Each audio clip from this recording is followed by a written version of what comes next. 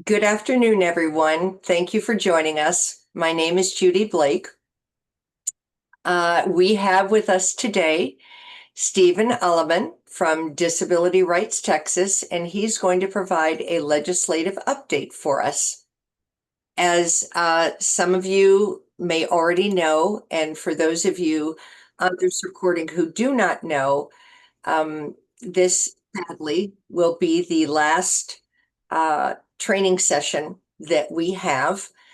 Our agency did not receive grant funding and we had to close up. So Mary Jane Williams and Leonela Castillo are still there in a limited basis. And if you have any questions, you can always email them at info@familytofamilynetwork.org. So please make sure that you hold your questions until the very end. Maybe take notes. You can put them in the chat box. Stephen has a lot of information to cover, so we won't get into the questions until the end. If you have to leave early, no worries. We will be sending you the recording. And please make sure that you complete the survey link. It's really important for us to know that this information was helpful. So if you get bumped off by accident, don't worry, just log back on and we will let you back in. So let me go ahead and I will start sharing my screen. Let me see. Here we go. Let's see. Judy, would you like me to remind them this is going to be in Spanish next week? Yes, that would be great. All right. For anybody that speaks Spanish in here, buenos días, buenas tardes. Solamente para que sepan que la próxima semana, si hoy pueden estar en nuestra sesión en inglés, pero la próxima semana a las 6 de la tarde, el próximo miércoles 20, vamos a tener la misma sesión en español. Muchas gracias. Thank you so much, Christina. Can everyone see my screen?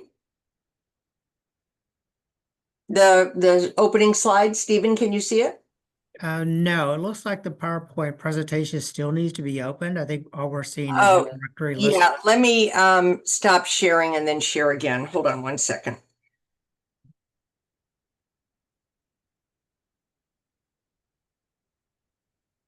And the person who is EJ, could you please either private message me or change your name so I know who it is and I can mark you present? No problem. Thank you so much. Let me try again.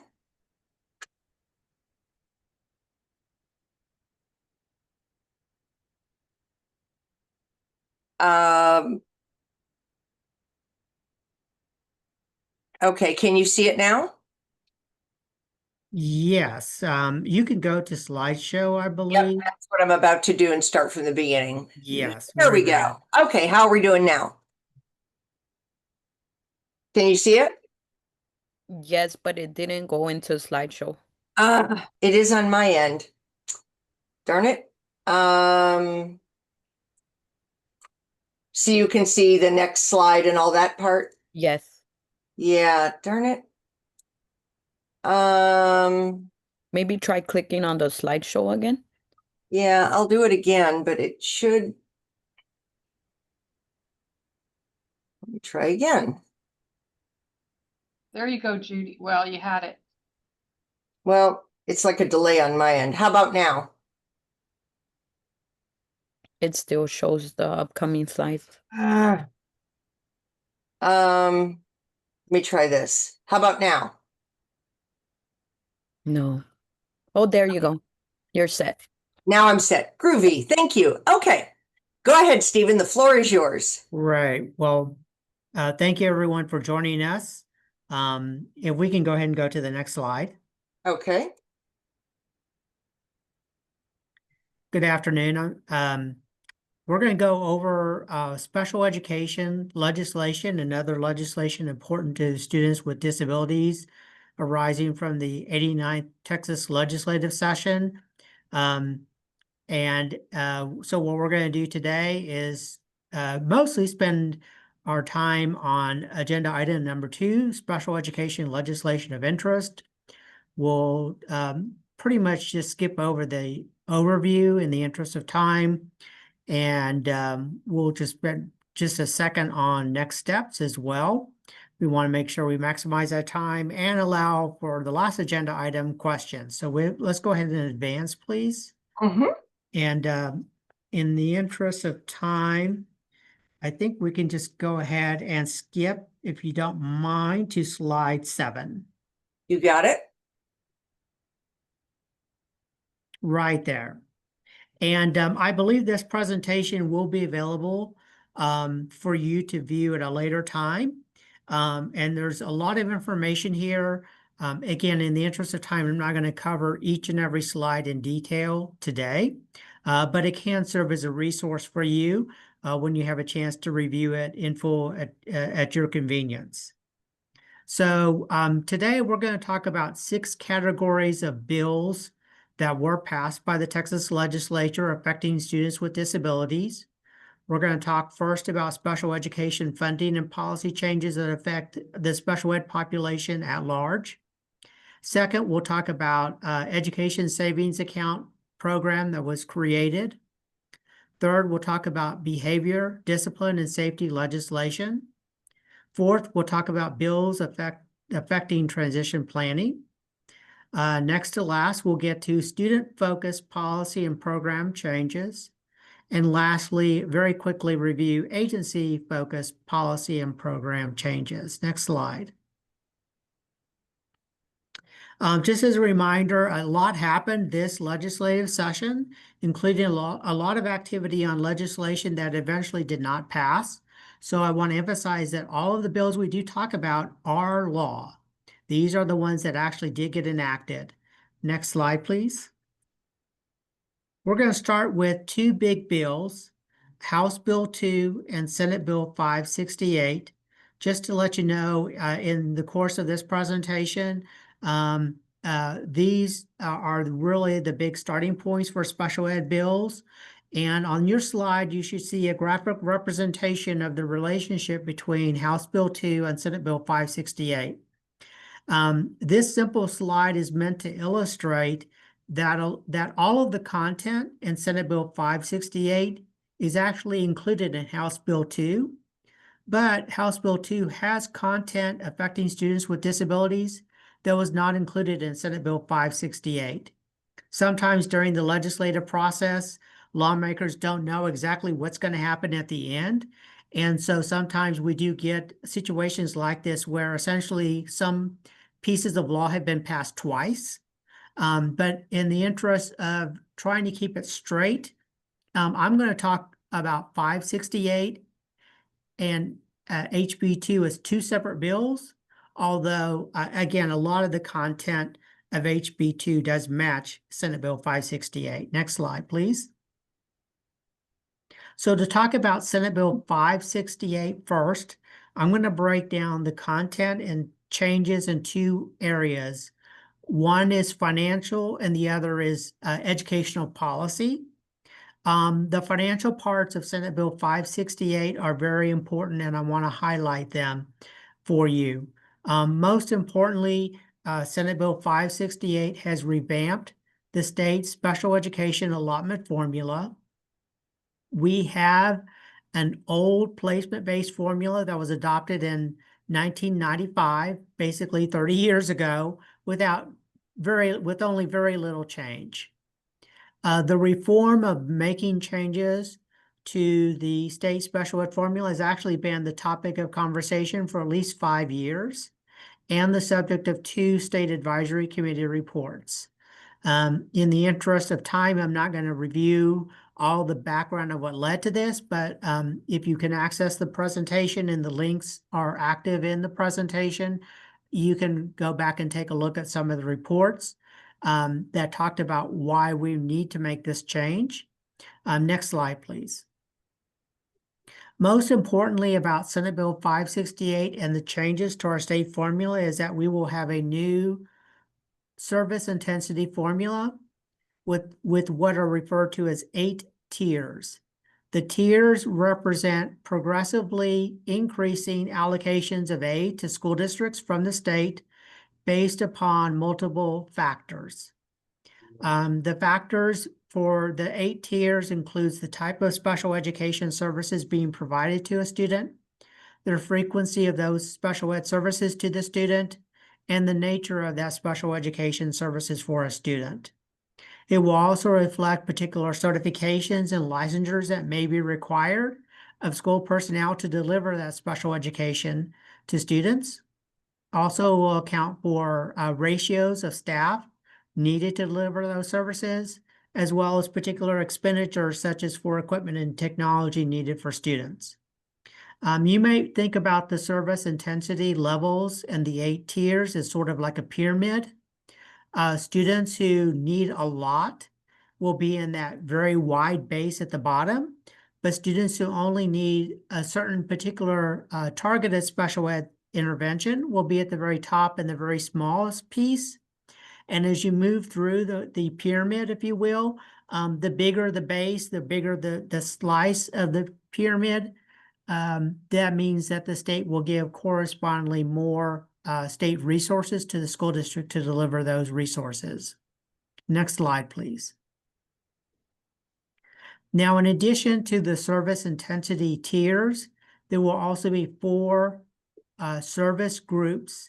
And service groups mean that there will be particular special education services identified that will be covered at a set rate within that service group.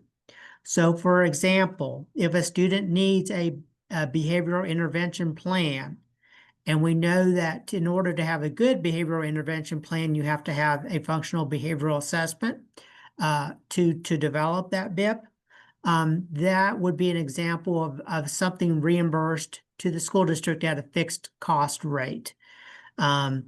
These are examples of what might be in a service group that will supplement the child's tiers and for purposes of funding. Next slide, please. Now, because of this as it being a very complex change for our special education funding system in Texas, I want to point out that these changes will not begin until the 2026-27 school year to allow for time for the transition to the new service intensity formula and service groups. The Texas Education Agency has been granted broad authority to determine the details of the service intensity formula and service groups.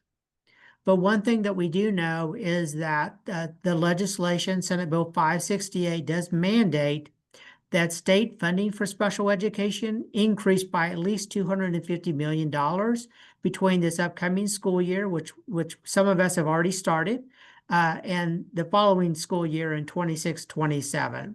So we do know that special education funding will be going up in conjunction with the transition to the new formula. Next slide, please.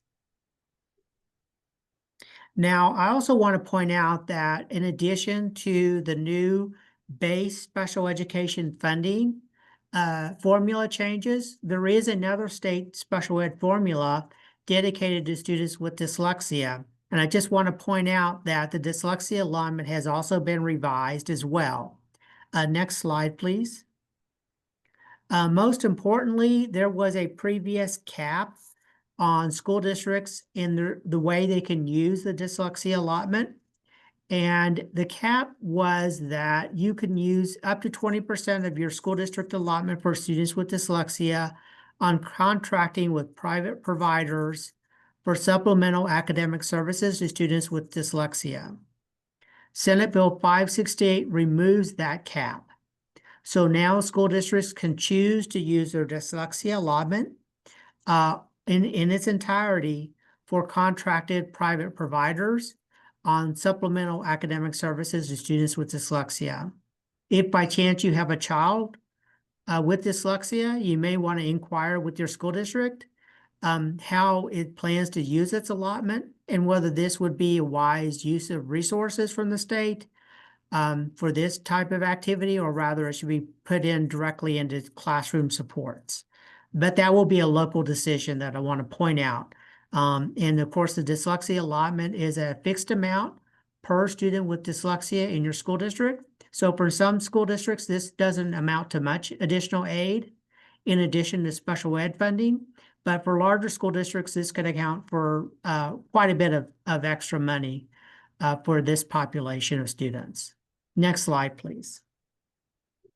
Now, some other important changes on the financial side in Senate Bill 568.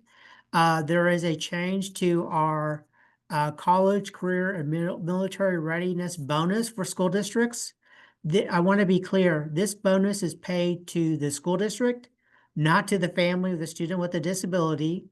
But if your child with a disability does well in school, the school will be rewarded. And the reward is going to go up by an additional $2,000 to $4,000. In addition, there's been a change in the mileage rate of an additional 13 cents when the school district has to provide special education transportation. Now, 13 cents, of course, isn't much of a boost, but we are thankful for at least some additional aid to help pay for special ed transportation at the school district level. Next slide, please. Now, I also want to point out that there are some new grants that have been created for special education expenditures by school districts. The most important is that school districts will now be receiving an additional $1,000 for every initial special education evaluation that it conducts. These are the full individual and initial evaluations, FIIEs. So on the family side, you don't need to worry about having to do anything extra. This will be collected by the school district to help pay for its own cost to conduct the evaluation. But this is another way the state is trying to support special ed by making sure that comprehensive and appropriate evaluations are conducted in the special ed process to determine eligibility for special education. Next slide, please. Again, there's some additional new grants that have been created as well. These include to help support the creation of day placement programs. I'm not going to get into the details of these, as this will still take a couple of years to roll out, but just to highlight that the state is providing some additional support for those placements beyond just regular school district campuses. Next slide, please. And we'll go ahead and skip to the next slide.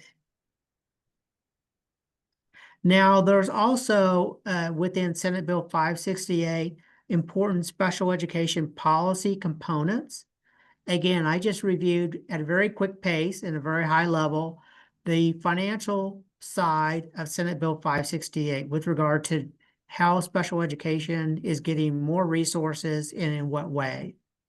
But there's also important policy changes affecting all students with disabilities in Senate Bill 568. These include changes to the way the Texas Education Agency, or TEA, monitors school districts to ensure the provision of special education services, including both cyclical monitoring and what's referred to as targeted risk-based monitoring. And I just want to highlight that targeted risk-based monitoring is essentially when there's some issue going on systemically in a school district. So families, if by chance you notice that there seems to be wholesale problems in your special education department, know that there's a way for us to now alert TEA to come in and do extra monitoring and figure out what's going on. Next slide, please. Oh, I apologize. Can we go back one slide? I want to highlight one other bullet. I apologize on that previous slide. Here we go. Whoops, hold on. At the very bottom of this slide is another important new change I want to highlight for all families and students with disabilities. And this is a new requirement that every school district in Texas have at least one annual public meeting on special education in the school district.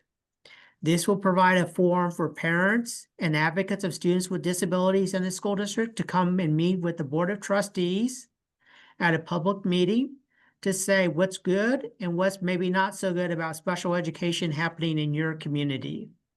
It'll be a chance to network with other parents, again, share both what's good as well as maybe what's not working so well. Now, every school district will decide when to do this annual meeting, but I want to point this out in particular because this responsibility starts with this new school year that's kicking off right now in some parts of the state and will be starting the new school year in other school districts here within the coming days and weeks. So let's be sure to take advantage of this as a community of families of special education students, that we are engaged with our trustees to make sure that the best local program is happening. Next slide, please. I will also note that there was some legislative changes around special education requirements for translation and interpreters for parents whose primary language is a language other than English. This is the trigger in state law to provide interpreter and translation services at ARD committee meetings and other meetings involving a student with a disability, such as a manifestation determination review. And essentially what happened was that the trigger for this state requirement was changed in respect to the parents. It is no longer whether the parent is unable to speak English. Rather, it is whether the primary language of the parent is a language other than English. This subtle but important distinction could make a difference as to whether or not a school district says, well, you can speak some English, so you are able to speak English. And perhaps that was a barrier in the past. So I want to note this particular policy change that, again, you should be aware of and use these rights if you have a family or are a family whose language at home is different than English. Next slide, please. And in the interest of time, I'm going to, because we still have a lot of ground to cover. Next slide, please. Yeah, okay, sorry, I couldn't tell if it switched. There we go. I'm going to skip these slides just Okay. in the interest of time. Sure. And we're going to go ahead and move forward again. And I'll tell you when to stop. Okay. And when we get to one that says HB2 on it, we will stop. Keep going. Should be like one more or so.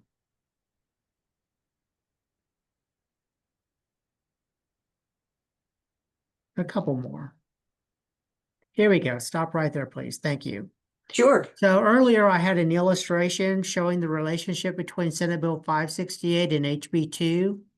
I noted again that HB2 encompasses all of the changes imposed by Senate Bill 568, but there are some other important special education changes in HB2 that are not in 568. So now we're going to talk about HB2 as a separate bill. Most importantly, I want to point out a policy change with regard to restraint and seclusion in public schools involving students with disabilities.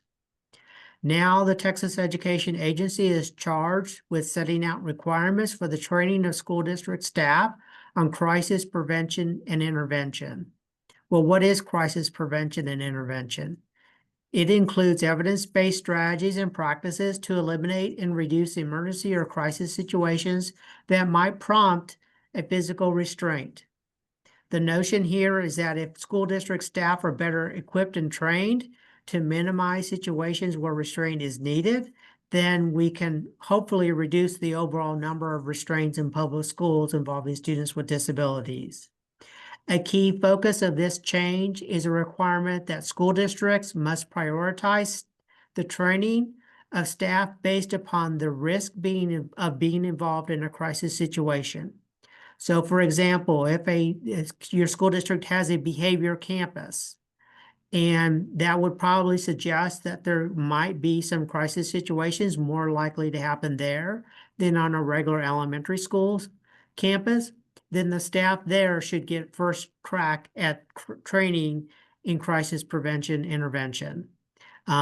So again, this is a new change that hopefully long-term will reduce the number of restraints by ensuring that staff are better trained and equipped with skills and knowledge that reduce crisis situations that might promote or lead to a restraint. And we're going to try to minimize those situations. Next slide, please.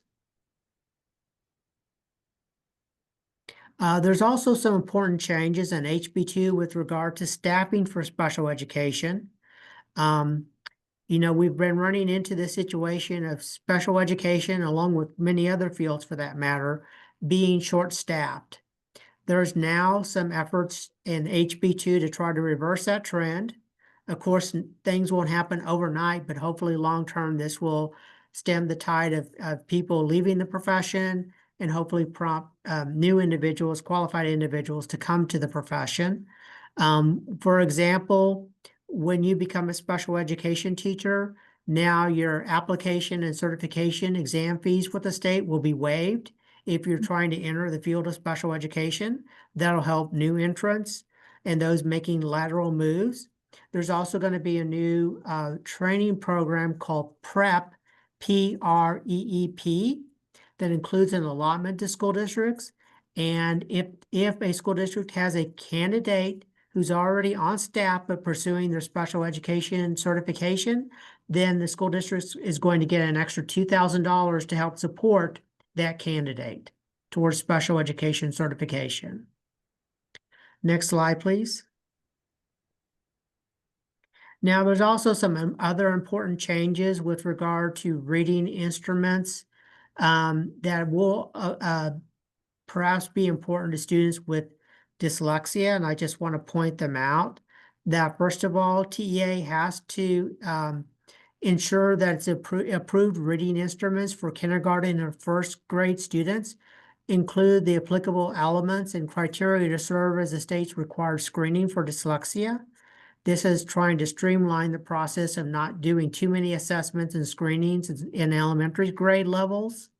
The HB2 also clarified that the administration of the state selected reading instrument to kindergartners do not in any way circumvent or supplant state requirements. So if a student is in that instrument and there seems to be some reason maybe to suspect a learning disability, that, you know, we still need to make sure that there's a timely evaluation. Next slide, please. There's also important clarifications with regard to reading interventions through first through third graders, and a new mandate that school districts must tell parents of students with dyslexia about the state's talking book program and other available audiobook services. Next slide, please. Now, in the interest of time, I'm going to skip ahead. And now we're going to reach our second big item. We've covered the state's general special education finance changes and policy changes at large. I'm going to turn to the other big topic of conversation that during regular session, which is the Education Savings Account Program. I want to start by emphasizing the bottom bullet on this slide, which is that the ESA program or Education Savings Account Program will not begin until the 26-27 school year. So as we enter this school year, there is no ESA account you can apply for or get. Next slide, please. Now, there are some specific provisions in the ESA program that do affect children with disabilities. These include the lottery for participation, the amount or size of the ESA account, how to get an evaluation for qualification as a child with a disability, required notices with regard to special education, and data collection. I'm going to just highlight a couple of these. Next slide, please. I want to start though by emphasizing that for the purposes of the ESA program, when I talk about children with disabilities or students with disabilities, I'm referring to those who might otherwise qualify under IDEA, the Individuals with Disabilities Education Act. Children who are protected solely by Section 504 or the Americans with Disabilities Act will be subject to the regular rules and procedures of the ESA program, and for purposes of the ESA program are not considered to be a child with a disability. Next slide, please. Now that's important with regard to the lottery provisions. Next slide, please. I want to point out that children with disabilities who are members of a household with a total annual income that is at or below 500% of the federal poverty guidelines will be given a preference in the lottery. And so just to back up and be clear, the lottery is about who is admitted into the ESA program on the presumption that there will be more applicants than slots available in the ESA program. The state is projecting that at most, they can only accommodate about 100,000 students, maybe less than that. And so if there's more than 100,000 applicants from across Texas, then they will use a lottery system to pick who will be in the program. And if you have a child with a disability who's a member of a household that is at least or below 500% of poverty guidelines, then you will be given a preference for admission into the program. Next slide, please. Next slide, please. Now, I'm going to talk about the important question that everyone probably thinks about. Well, if I decide to go this route for my family, how much will we have to go to private school or spend? Now, it's a little bit of a tricky question. Let me explain. Now, when determining the amount of the ESA account every year, children with disabilities will receive the base amount plus an additional amount that's equal to the projected state special education allotment that the child would have generated had they received special education services in a public school district. So there's going to be two components to what a special education, or excuse me, what a child with a disability generates and will be credited to their account if you're admitted to the program. Now, the base amount is going to be 85% of the estimated statewide average amount of state and local funding that's spent on students in average daily attendance across the state. Now, sometimes you have heard reference, if you have followed this at all, to $10,000. I want to be very clear that $10,000 is not set in law. That's just an example that people are giving for how much they're projecting is equal to 85% of the estimated statewide average amount of state and local funding per student in average daily attendance in public schools in Texas. We don't know what that amount will be for next year when the program actually starts.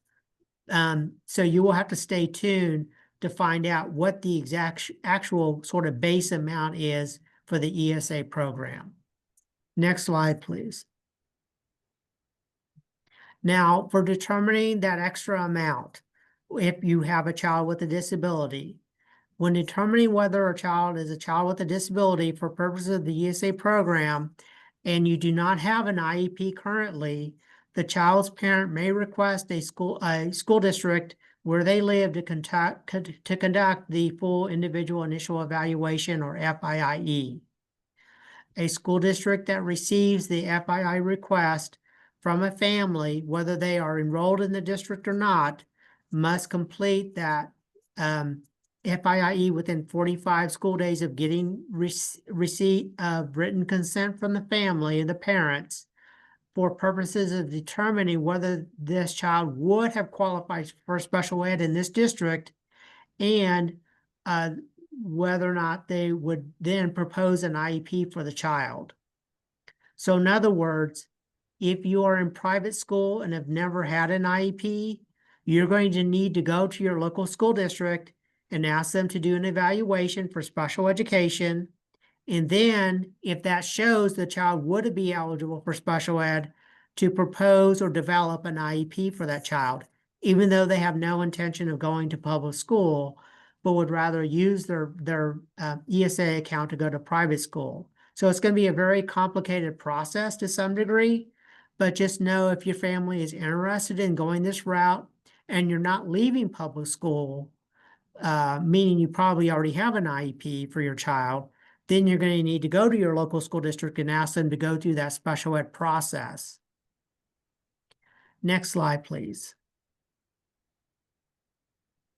Now, the ESA legislation that just passed, Senate Bill 2, doesn't exactly say how this will all happen, but basically the school district will need to transmit the information about your child who's been admitted into the ESA program to the Texas Education Agency, and they will in turn work with the Controller of Public Accounts office to determine the exact amount of that supplemental amount of what would we have given to that school district had your child decided to enroll there with that IEP that was proposed. You're not going to know that amount until the state tells you that amount. This is going to be a calculation done by the state in the ESA program, and they will just simply tell you. So it's going to be maybe a little tricky for some families in thinking about, well, I would like to look at a particular school without knowing how much you're actually going to have in your ESA account.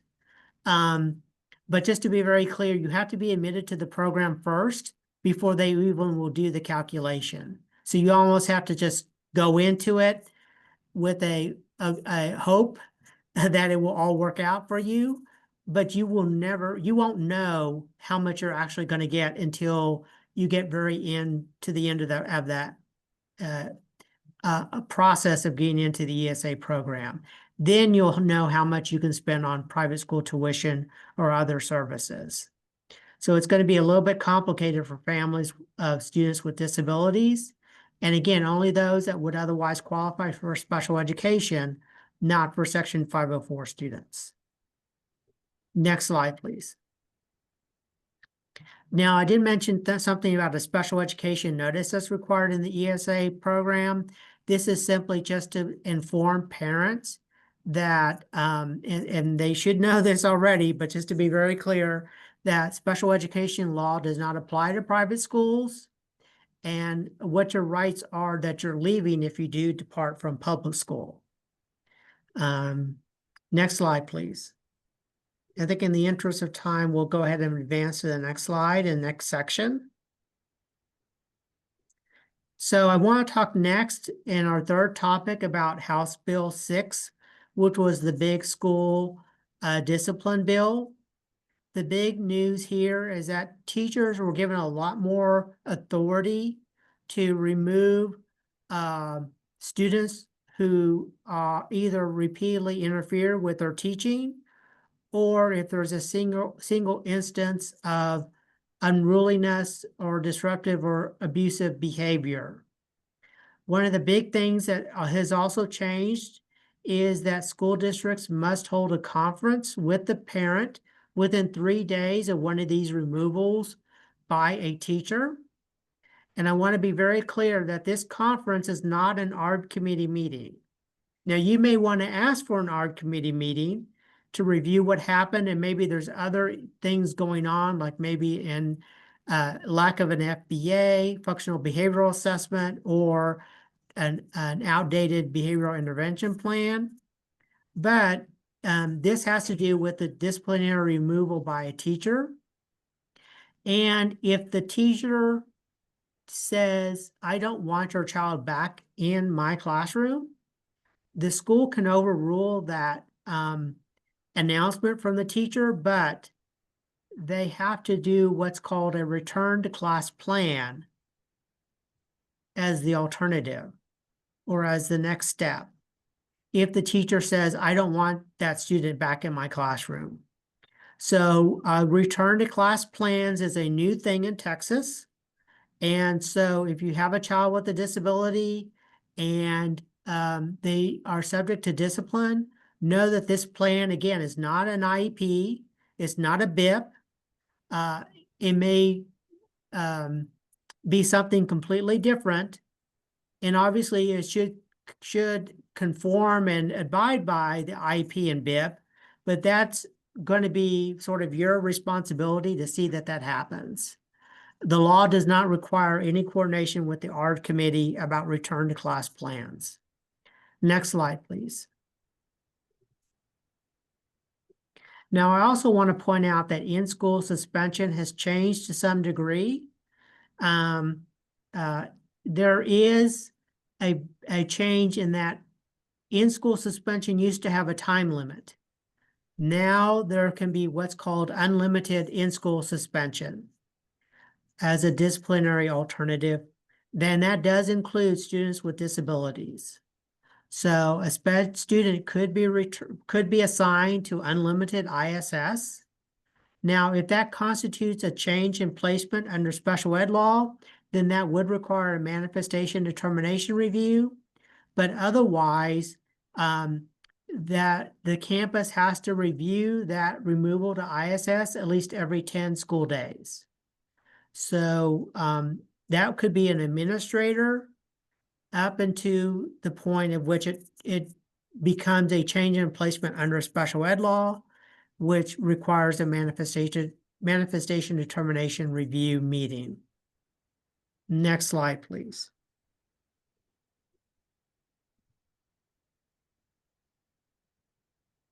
Now, it is important to point out that there was at least one recognition about the role of ARD committee meetings when it comes to bullying, harassment, and the creation of a hit list.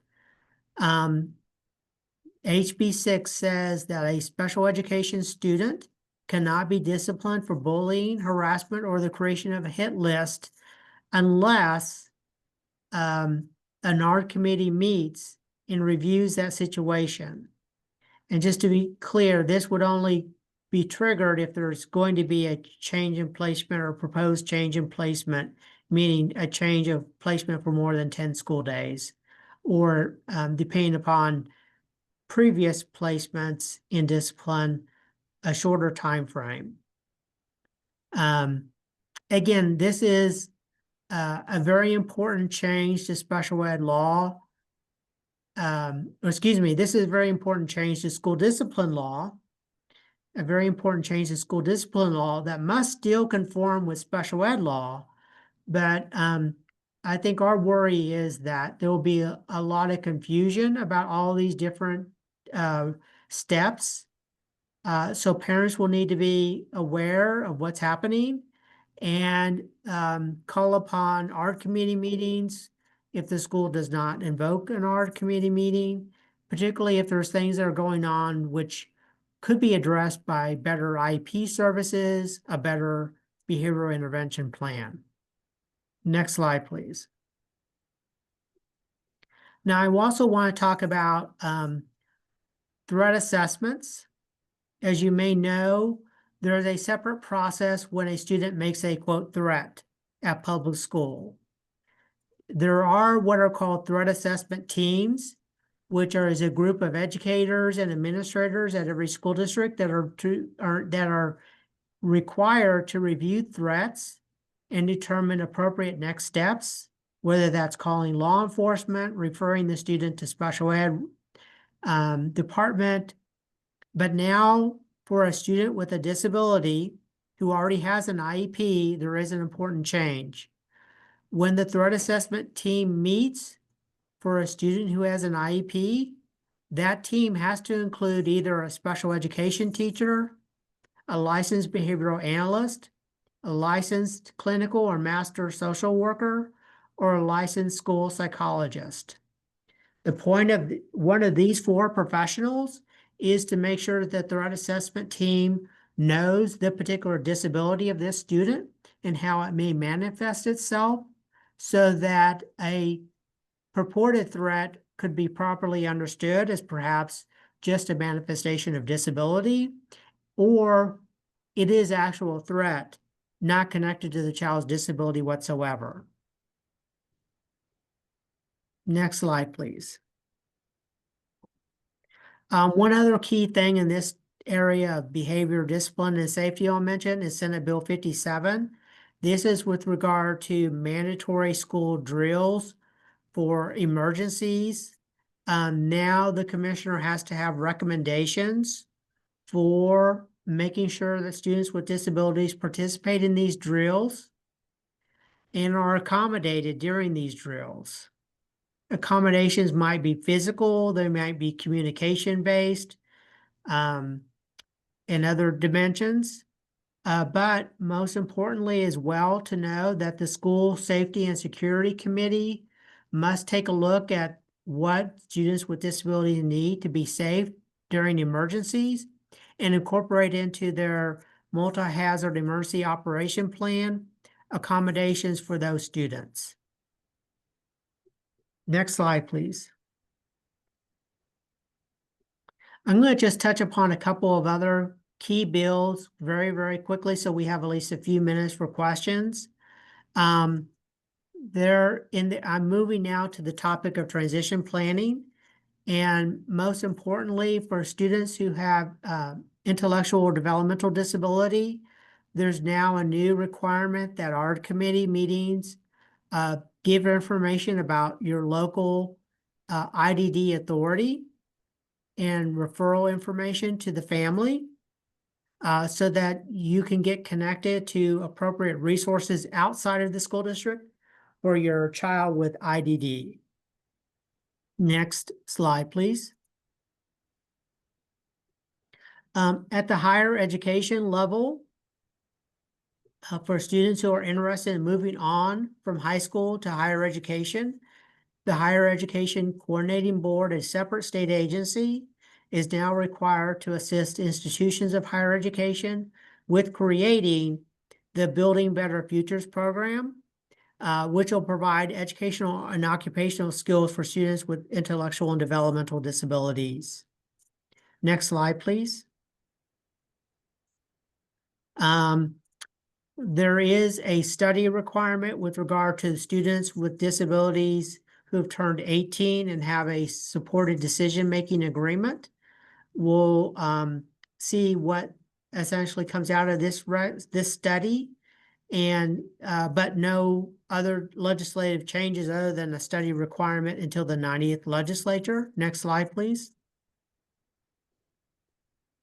And also with regard to higher education, there is a requirement for the Higher Education Coordinating Board to also study students with disabilities, enrollment trends, what barriers they may have as they transition from high school to post-secondary education. Next slide, please. I'm going to just touch very quickly on some student-focused policy changes. These may not necessarily be special education bills, but have important implications for students with disabilities. The most important is House Bill 1481, which is commonly known as the cell phone ban. It is now state law that students cannot have personal communication devices during the school day. This starts this school year. However, it's very important for families of children with disabilities and serious medical needs to know that there's a carve-out for their children. A child can still have a personal communication device, think cell phone, smartphone, smartwatch, if it's necessary to implement an accommodation in either an IEP or a Section 504 plan, or there's some documented need from a physician. Next slide, please. There's also been some changes to local procedures in what is known as FNG local. That is sort of technical talk, legal talk for your local grievance procedure. I'm not going to go into all the details here, but just know that if you need to file a grievance as part of your special education issues at the local level, that there'll be some changes in that process. Most importantly, from family standpoint, is that the school district is supposed to post on its website the grievance form so you can have easy access to it. Next slide, please. I think in the interest of time, I'm going to skip these slides and move to our last area, which is agency focused, which is hopefully something that is, one more slide, please. I'm sorry. Hopefully we will get some better changes here long term, but I just want to point out that another area where there's been a required report back to the legislature is with regard to early learning and educational opportunities for young children, and the requirement that the state have a strategic plan to develop better opportunities for improving early learning and educational opportunities for young children with disabilities and developmental delays. Again, this is the long-term charge to the Texas Education Agency, Health and Human Services Commission, and the Texas Workforce Commission. Next slide, please. I think in the interest of time, we're going to go ahead and go one more slide. And I'm just going to wrap up here with like what's happening next. I'll note what's happening next is that we are actually in special session right now. There will probably be a second called special session next week. So there is the possibility that there could be more education bills passed this year beyond the regular session. We'll have to stay tuned. Otherwise, next slide. Once we get beyond 2025, next year we'll start planning for the 90th legislature, which will begin on January 12, 2027. I think the bottom line for parents to know is that next year there will be committee hearings based upon unmet needs or issues with existing law that they can review and start talking about early before the next legislative session to think about further changes to the law. So make sure that you share thoughts about what's working and what's not working next year as those hearings happen. Next slide, please. And I think we have left 5 minutes for questions. I think I've noticed there may be a few posted in the chat, but Judy, I'll defer to you about answering questions. Again, I know that this was very quick, very high level, but again, hopefully you get access to the PowerPoint so you can study it more carefully, and you'll be aware of what's changed, which is a lot, as you can tell. Oh, very much so. For those of you who might have to leave early, I'm going to go ahead and put in the survey link. Please go ahead and complete that survey link. I would really appreciate it. Thank you so much, Stephen. You have been a very, very busy man, and the information that you provided was very, very helpful. I know I have a few questions, but I want to go ahead and look at the comments. Mary Jane wrote, that doesn't mean the LIDA will be providing services, though. Great point, Mary Jane. The LIDA budgets, for all intents and purposes, have not been increased. So while the school districts are advising families of their local authority, the Harris Center, Texana, Tri-County, Gulf Coast, there might be waiting lists for them as well due to their budgets being constrained. Let me scroll down. Question for Stephen, STAR testing for this year. Sure. So as I mentioned, everything I talked about came out of the regular session from January to early June of this year. This special session that we're in now here in July and August does include an item about STAR testing. So as of now, as of today, no legislation has been passed to change the star or change star alt 2 for that matter. So we'll just have to wait and see what happens with regard to star and star alt 2, either by the end of this special session, first call special session a week from today, or perhaps in the second call special session. Thank you, Stephen. I also put a note in the chat. If you would like a copy of the recording and slides, please email me at judy@familytofamilynetwork.org. Even though I'm not there, I'm still checking the email every day. And if you don't email me, I will not know to send you a copy of the recording or the slides. Susie wrote, my child with a disability is not in public school. Can my kiddo be eligible for dyslexia program services in the public school? The short answer is probably not. When you say your child is not in public school, does that mean that they're instead at a private school? If they're Probably. if they're at a private, Maybe homeschooled. if they're homeschooled, the short answer is probably not. If they're at a private school, the probably not maybe goes down a little bit. We get into another complicated situation of already existing law allowing a relationship between Right. school districts and private schools to provide some level of services. Even though a child with a disability is not enrolled in the public school, but is instead enrolled at a private school, that's sort of a complicated answer that really depends on whether your school district has a relationship with that particular private school. But just on the surface, the simple answer to the question is no, but again, gets a little complicated and might be a probably not, but maybe. It just I know really that depends. 30 years ago, and this is obviously a long time ago, when my son was at a private school for the first few years, he was able to get speech services at the local zoned elementary school. Is that not the case anymore? That is possible, but again, it depends upon the plan between the local school district and the private school. Interesting. Susie, you will have to check that out.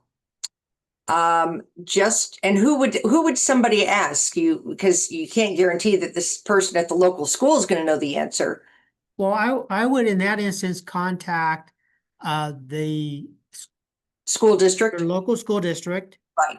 And see if you could speak with the special education director. Okay. And the kind of the buzz term to use, the legal jargon to use is equitable participation. Equitable participation. Yes. Okay. Yeah, because they have the service learning plan, which is what my son went under when he went to homeschool. Very good. Thank you. Equitable service. Okay. Thank you. And thank you, Leonella.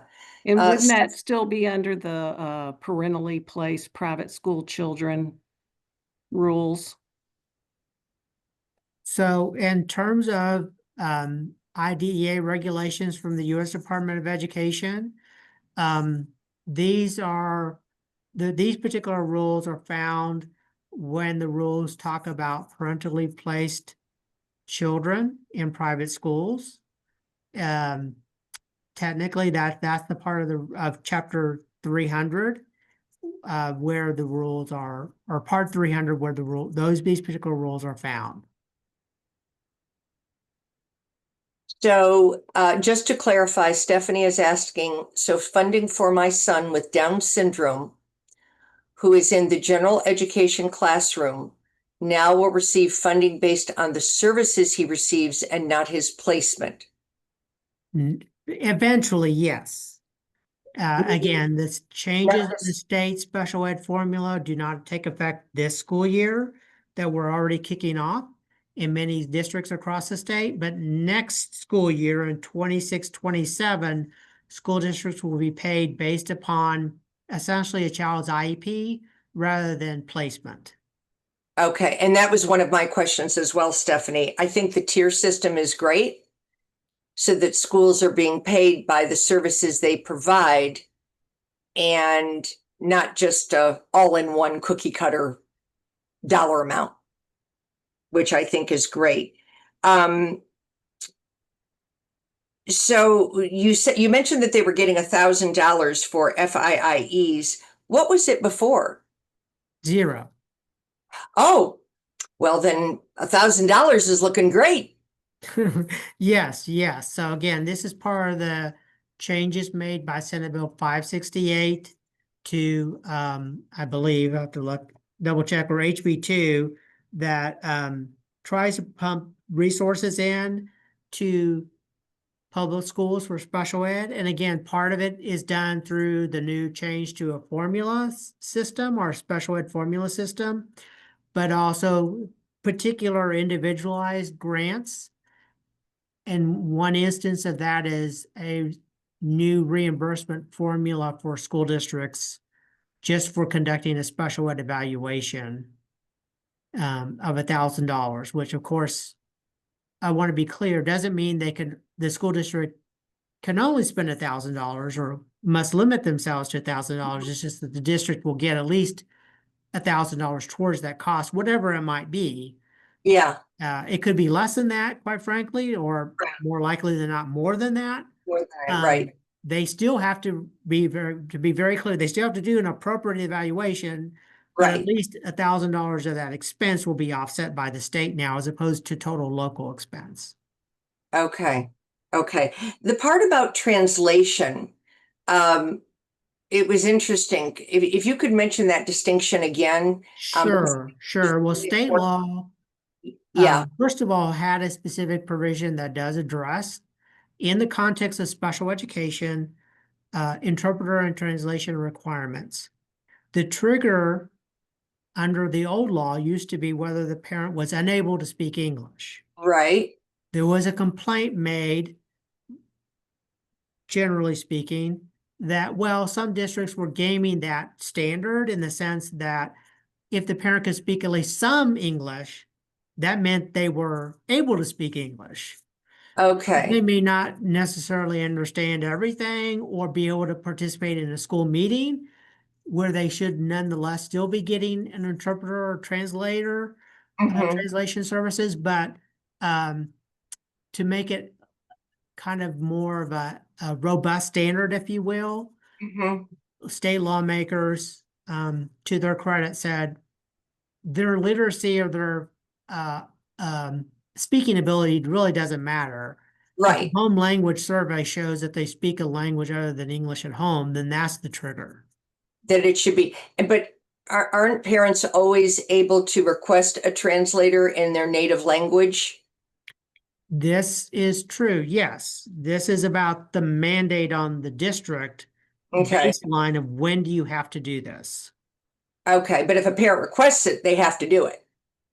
Well, I would say from the school district standpoint, they're still going to probably turn to what the law says. Right, right. So this makes it, as you said, more robust. The information that you were talking about with educational savings accounts was so massive. I wouldn't even know where to begin questions. We could probably do an hour and a half on that alone. Mary Jane. No, I was just going to say, Judy, when you request special education services, they're going to send home a home language survey with you. And that's now what's triggering it versus a parent having a request. Right, right. And be told, oh, you speak English enough. Right. Yeah. Which should never be. Susie asked, just to confirm, would you mention again the name of the program of equitable? Oh, Mary Jane wrote equitable services. And Susie asked, and I would have to speak to the child, the zone school, to the special education director if my child can receive the services for dyslexia and speech. So yeah, they contact the special education director at the school district, correct? School district, yes. Yes. So Susie, that would be a district question to the special ed director at the school district asking about equitable services. And that would be the buzzword that Stephen is suggesting you use. So thank you so much. No problem. Any other questions, thoughts, comments? This is very complex. I would certainly not want to be the accountant at a school district, nor would I want to, it's very involved, very, very involved. And will there be more changes as we have more special sessions, I wonder? Well, yes, just sort of to wrap up. Again, this was all based on the regular session. So far, there's only been an indication of one potential education topic during special session, and that includes our state assessment and state accountability system. So to the extent that like all kids, students with disabilities also have to take STAR or STAR All 2, there are some potential changes that could affect them. But at this juncture, know that nothing will change in the 25-26 school year in terms of state assessments and state accountability. Any changes that the lawmakers will make at this point in time, given where we are in the calendar, would have to roll over and apply at best at the 26-27 school year. Okay.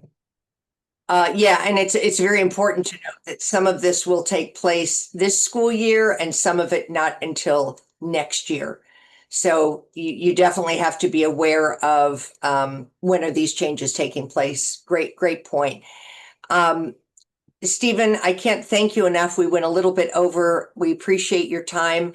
Again, Stephen Aleman with Disability Rights Texas. He is in Austin. They do have a referral intake form. What is it, drtx.org? That is our website, yes. And I believe it's mentioned somewhere in my PowerPoint slides, probably at the end. Yes, thank you. People are asking for your contact information. Do you want them to go to the referral intake form? Your email? I don't want to give out email without asking. I know you're kind of smiling there. Yeah. I mean, I'm happy to answer questions, but at the same time, you know, I can't be fielding too many questions from across the state, or I would never get on my office. Yes, no, I understand. Why don't we do this? Why don't people go to the DRTX website and go to the referral form? And what would be the timeline that somebody could expect an answer if they complete your referral form? Is it a few days? It's about a week. About a week. Okay. And another agency I want to suggest as well is spedtex.org. If you have questions, spedtex.org should be able to connect with you. You can do a live chat. You can email them. You can speak to somebody, and they do have bilingual people answering the phone. They are typically former administrators, and if they don't know an answer, they will refer you to someone. But they are generally very helpful. I also want to give you like, again, your school district people. And thank you for being so understanding, Susie. Stephen would love to answer every email. The problem is, like, he would be up 24 hours a day, 7 days a week, probably doing that. So thank you very, very much for joining us. Mary Jane, did you want to add anything? I saw you took yourself off mute. Okay. No. I just want to thank Stephen and everyone. There's a lot of changes, but we'll make it through. And that other thing is you do have Partners Resource Network. I think they're still around. And SpedTex and our Texas Project First website is still up, and we'll be working on putting some updates about. I was just going to say, I wanted to mention it, but then I thought, oh boy, was it going to have all of the updates? But I'm going to put that as well. And that is in both English and Spanish. So great website. Just give us a little time to implement these legislative updates on texasprojectfirst.org. Stephen, have a great rest of the day. Many, many thanks again. If you were in town, I would have given you desserts. Can't do that. So Nick? thank you for all you do. Thank you to you both, Mary Jane and Judy, and to your organization for all the wonderful work over the years. Yeah, we are sad that this is the last session. We truly are. My heart is heavy. Very, very heavy. No. Thank you, Isarina. We do feel we've been a blessing to the community for 35 years. And very, very, very sad. Just a reminder, this will be in Spanish on a limited basis because we are going to be translating the slides. And many thanks to Leonella and Christina for that. Thank you, Mercedes. Again, if you want to get a copy of the slides and the recording, please email me, judy@familytofamilynetwork.org, and I'm happy to send that to you. Thank you all so much.